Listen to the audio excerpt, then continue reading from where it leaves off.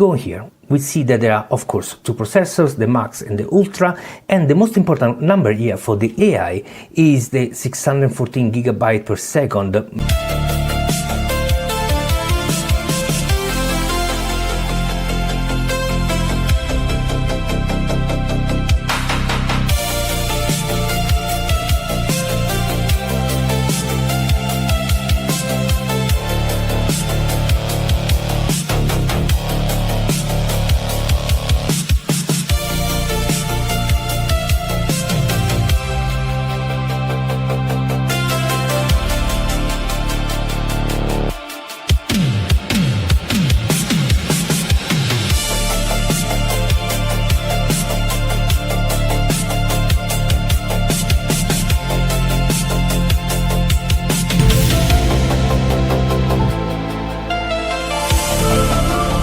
The most powerful Mac for local AI that has ever shipped.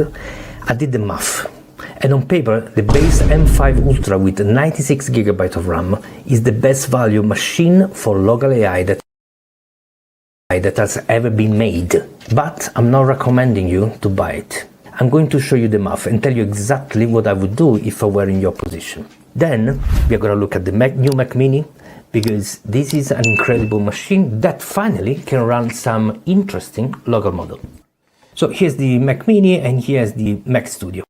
Let's look at the most important data.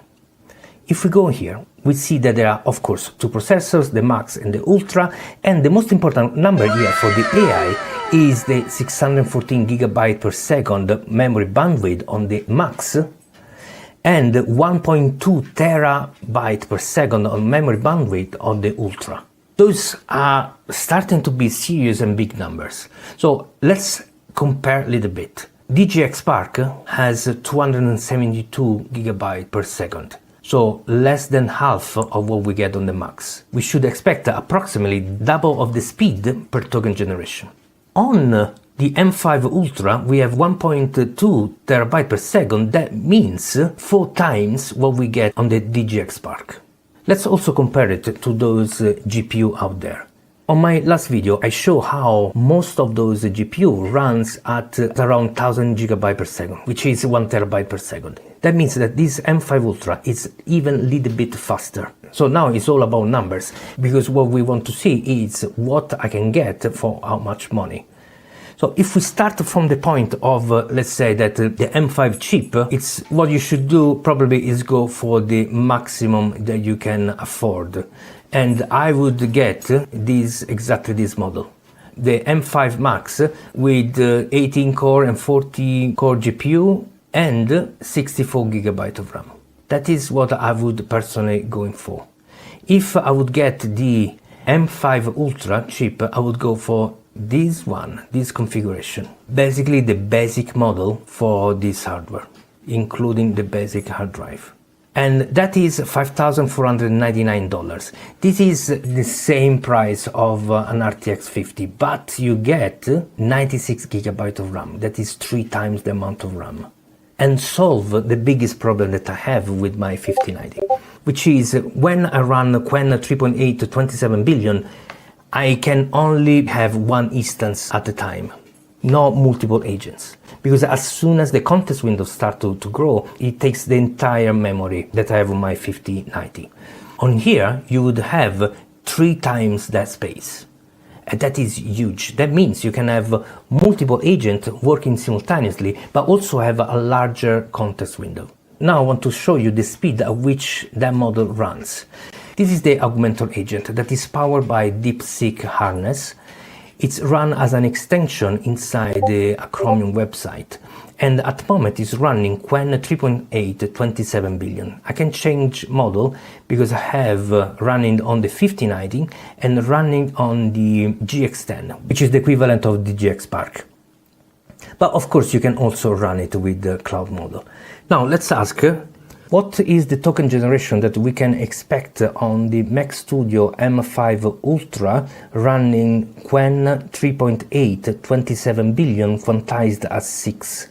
And also what is out there regarding data on the token generation of the RTX 5090 for the same model. So now this is the model at work. You can see how it is working. It's taking control of the browser to find some data on Reddit. And that is the speed at which this model you can expect running on this new Mac Studio. It's going to be, like I said, a little bit slower, but that is not too far.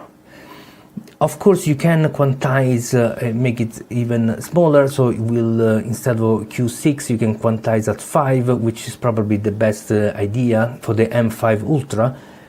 But the advantage is not going to be on the speed to which this model will be run, but on the amount of memory that you will have.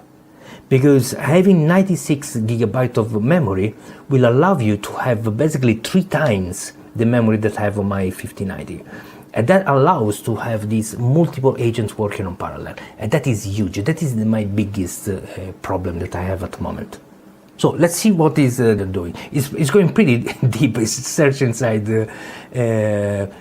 Reddit and so on. So while we're waiting, let me introduce a little bit this model. This is something that I'm developing. I'm gonna share it for free to my community soon. And again, this is running 100% locally. So the Mac Studio M5 Ultra expected to 35 to 45 tokens per second for the Q6 and up to 50, 60 with speculative decoding. So basically 50-60. So if we look to the 5090, it's telling 98 tokens per second. Okay, that is a good average, because when you have a longer context window, the token per second generation goes down. When you just start, it probably run around, like I said, 100, 110. Then the token generation goes down when the context becomes bigger. So 98 is fair enough. What in reality we will achieve is a system that costs as much as a 5090, but has much more RAM. So that is something to consider. So unless you need a really fast system, having more memory, it is something important to consider. So at least now you have an idea